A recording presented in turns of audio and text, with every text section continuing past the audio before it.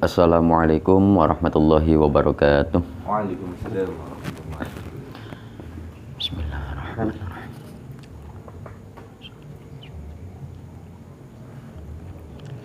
Al-Fatihah. A'udzubillahi minasyaitonir rajim. Bismillahirrahmanirrahim. Iya,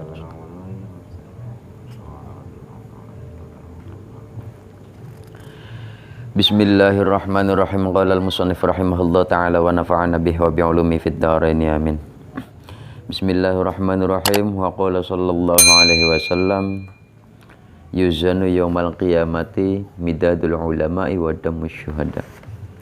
Wa qala ladawu sapa Kanjeng Nabi sallallahu alaihi wasallam dawu-dawu yuzanu bakal den timbang, yuzanu bakal den timbang yaumal kiamatin dalam dina kiamat apa midadul ulama'i mangsine piro-piro ulama mangsiku mangsi tulisan karya tulis para ulama mangsine piro-piro ulama wadam syuhada'i lan getihe piro-piro wong kang mati syahid dawuhipun Kanjeng Nabi yuzanu yaumal qiyamati midadul ulama'i wa damus syuhada. Besok hari kiamat nanti akan ditimbang antara tintanya para ulama dengan darahnya para syuhada, orang-orang yang mati syahid. Tapi ini kalau dalam hadis lain kalimatnya itu yuzanu yaumal qiyamati midadul ulama'i bidamis syuhada. Kalau ini kan wadamus syuhada. Kalau dalam hadis itu yang redaksi, kebanyakan redaksi itu bidamis syuhada. Kalau wadamus syuhada ini ada yang mengatakan tidak ditemukan ya asalnya. Malah kebanyakan itu midadul ulama bidamis syuhada. Fayarjihu midadul ulama'i ala damis syuhada. Di tintanya para ulama, karya tulisnya para ulama ini nanti akan ditimbang dengan darahnya para syuhada. Nanti fayarjihu midadul ulama ala dami syuhada. Unggul tintanya para ulama itu lebih unggul nanti dalam timbangannya daripada darahnya orang yang mati syahid. Maksud daripada tinta itu karya tulis. Karya tulis para ulama kan banyak dari zaman tabi'in dari zaman tabi'in sampai enggak, maksudnya itu tinta hasil karyanya itu kan betapa manfaatnya kan. Contohnya Imam Syafi'i dalam menulis kitab Ar-Risalah, berapa banyak yang ngambil manfaat dari kitab Ar-Risalah. Ya contoh kecil lah Fathul Qorib, ya sampai sekarang kan manfaatnya kan luar biasa. Jurmiyah, Alfiyah, manfaat yang dirasakan oleh umat itu kan banyak. Beliau hanya sebatas menulis tinta. Makanya ada kalimat al-khattu yabqa zamanan ba'da katibihi wa katibul khatti tahtal ardi madfunun. Tulisan itu akan kekal setelah penulisnya itu meninggal, sementara penulisnya itu sudah ada di bawah tanah, sudah dikubur. Al-khattu yabqa zamanan ba'da katibihi wa katibul khatti tahtal ardi madfunun, dikubur. Ulama dulu itu kalau nulis kitab itu tidak lepas ya dari yang namanya wudu. Lah kita orang-orang Indonesia kalau mau nulis karya ilmiah itu jarang yang pakai wudu.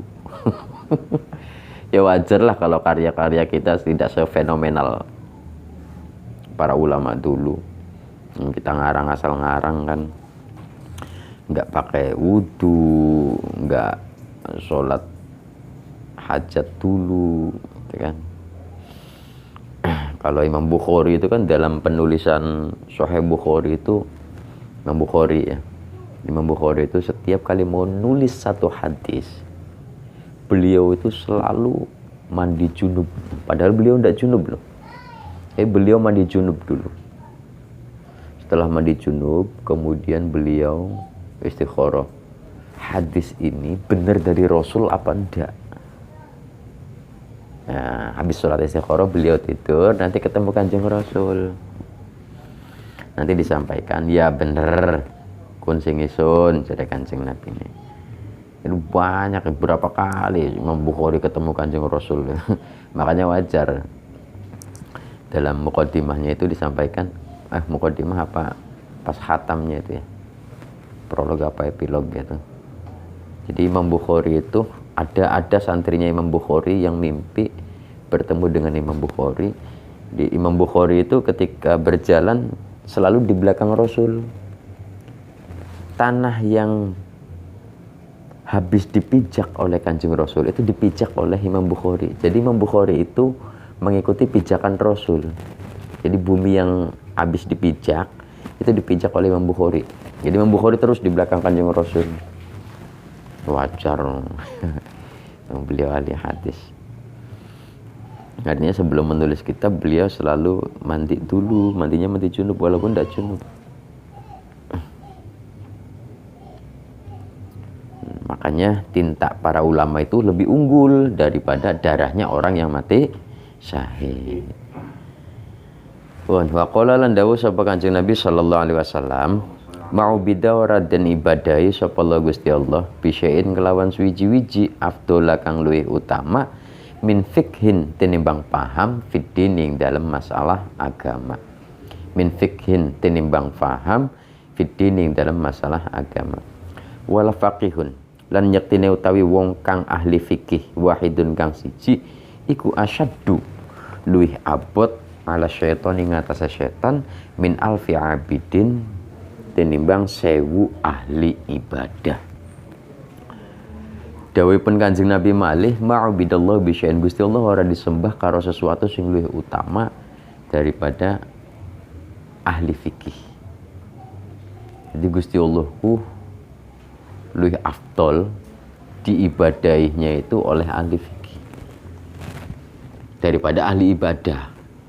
Kenapa ahli fikih? Karena ahli fikih itu dia tahu seluk-beluk hukum dalam sholat itu kan masuknya kategori fikih gitu kan. Fannya itu fikih, bidangnya itu fikih. Makanya dalam sholat itu gerakan-gerakan semuanya kan dikupas tuntas, habis oleh para ahli fikih. Dan satu ahli fikih ini lebih berat bagi setan daripada 1000 ahli ibadah. Kalau ibadah ini tidak dibatasi ya, baik orang ahli fikih, baik orang awam maupun orang tidak ngerti sama sekali atau apa, itu ibadah bisa-bisa saja, sah-sah saja kan. Tapi kalau ahli fikih tidak bisa, diganggu setan. Kalau bahasa khosnya itu kalau ahli fikih lebih khusyuk gitu salatnya, walaupun dalam masalah khusyuk bab sholat ini memang masih diragukan ya di kalangan kita. Jauh dari kata khusyuk.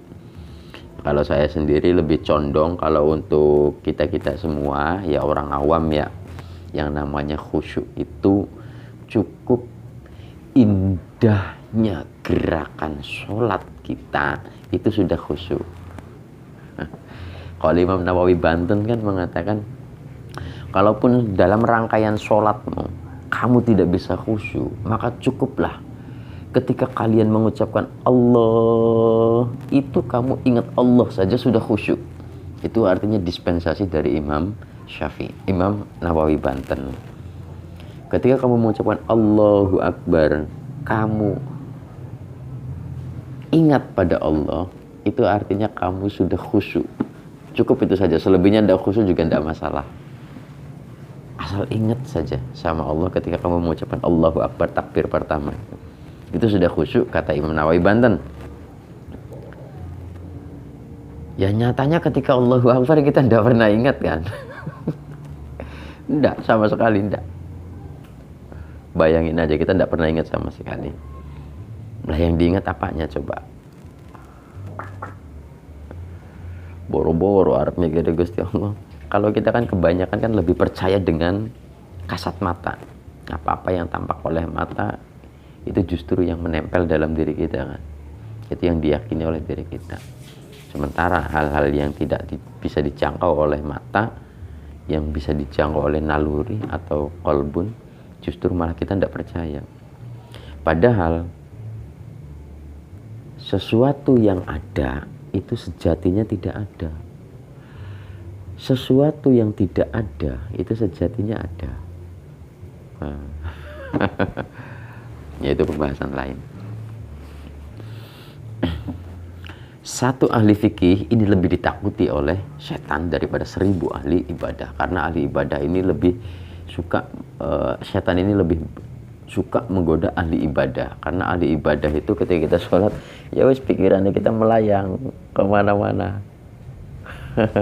Sementara ahli fikih dia tidak bisa, dia tetap fokus, minimal dia menghayati apa yang ia baca gitu kan. Itu. Wa qala lan dawu sapa Kanjeng Nabi sallallahu alaihi wasallam, yashfa'u bakal nyafaati yaumal kiamatin dalam dina kiamat. Sapa salah satun wong telu, rupane lambiya pira-pira nabi, summa ulama nuli pira-pira ulama, summa syuhada nuli pira-pira wong mati syahid. Dari Kanjeng Nabi bakal nyafaati besok dina kiamat 3 orang.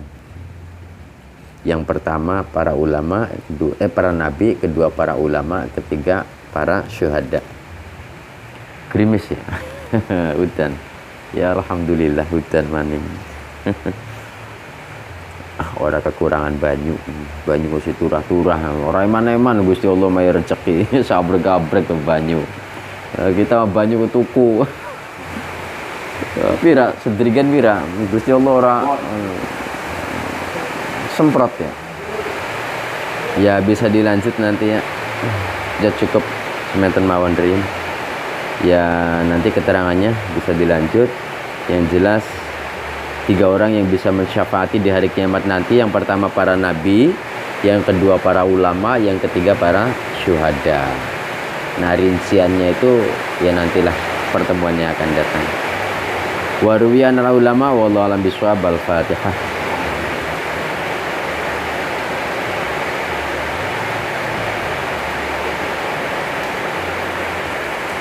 Assalamualaikum warahmatullahi wabarakatuh.